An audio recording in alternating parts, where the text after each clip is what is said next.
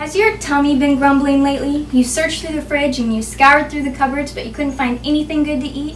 When you want something fast and scrumptious, what do? Too broke to go out, yet you want something delicious? Well, I have the perfect answer for you, and that's the Hughes family recipe for the killer sandwich.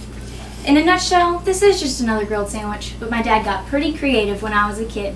And if you listen in, then I'll give you the secret, because I, Kayla Reuter, am going to teach you how to make a killer sandwich. It's as easy as 1, 2, 3. All you have to remember are the 3 P's.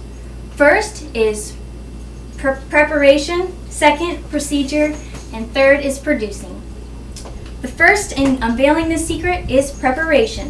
Before you do anything else, make sure you wash your hands, and then preset the oven to broil so it will be waiting for you. After you've done this, it's time to gather your ingredients. But if there's anything in this recipe you don't like, you can make substitutions. First off, we have our bread. Now today I'm going to be using a French bread, but if you don't like this, then the New Zealand Baking Industry Research Trust website states that there are many others, such as wholemeal, multigrain, rye, sourdough, hearth, flatbread, and bagels. Any of these substitutions will work. Once you've decided on your bread, you need to get your things from the fridge. And as you can see over here, I've already picked out everything you need. You need mayonnaise, mustard, butter, pickles, lettuce, onions, and tomatoes. And as well as this, you also need your meat and cheeses. And today we're going to be using a smoked roast beef as well as a honey-cured ham. Interesting thing about ham, however, is that the Canadian Food Network website states, in deli terms, ham is meat that has been cured with nitrates, sugar, and brine. So it's not necessarily made of pork like most believe. But in fact, it includes baked, glazed, honey-cured, and smoked meats. If you're wondering of other meat choices, however, you have prosciutto, smoked meat, corned beef, pastrami, bologna, and salami. Like the meats, we also have variety in cheeses. For example, the Safeway Deli in Kelso carries Swiss, cheddar, American, provolone, pepper jack, Munster, Havarti, and Centilla cheeses. Today we have a pepper jack and cheddar cheese. Once you've decided on all these possibilities, make sure you grab salt, pepper, and garlic salt from the cupboard.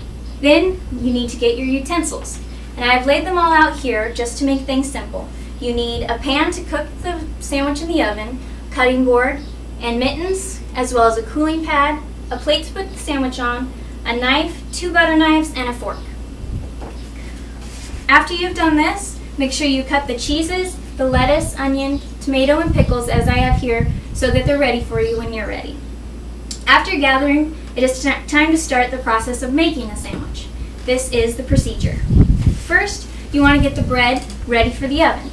And by doing this, the first step is to get your pan, and if the bread isn't already cut, make sure you cut it up. But we're going to take this and butter up our bread, just like this.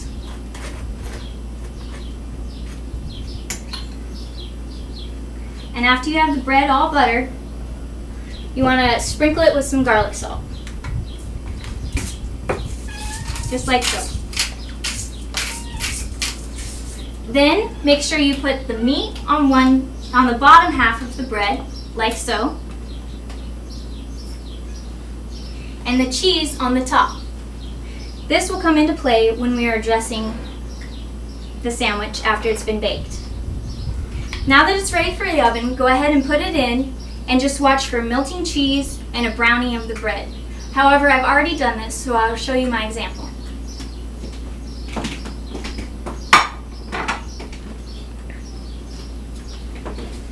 As you can see here, the cheese has been melted and the bread has been browned. So once it's cool to touch, we are ready for the third P of the pack, and that is producing, which is all about getting it ready to eat. So the first thing you want to do is take your fork and remove the meat and set it on a side plate. Then you will add your mayonnaise, like so, and then your mustard, if you want it. After you've done this, replace the meat and add your toppings. Any toppings you'd like. I prefer all of them, however you can have whatever you want.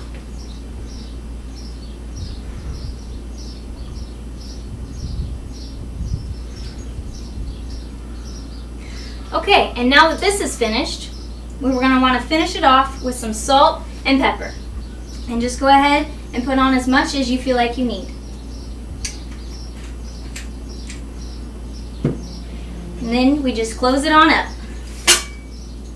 Take the knife that you've already gotten out and cut it in half.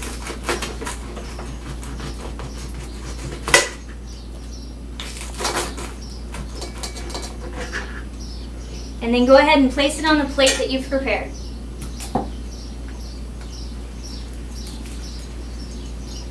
Once you've done this, you can add a side, any side you wish. It can either be fresh fruit, which is my favorite, or chips, fries, basically whatever you desire. Then accompany it with a napkin and your favorite drink. Anything will do, milk, juice, soda, or maybe you could spice it up with a smoothie. Then the last thing to do is to enjoy. Sure does remind me of when I was a kid. After today, the secret is out. You now know how to make the killer sandwich. Just remember the 3 P's and you'll be good to go. You can make this delectable dish anytime you wish. Thank you for listening and enjoy.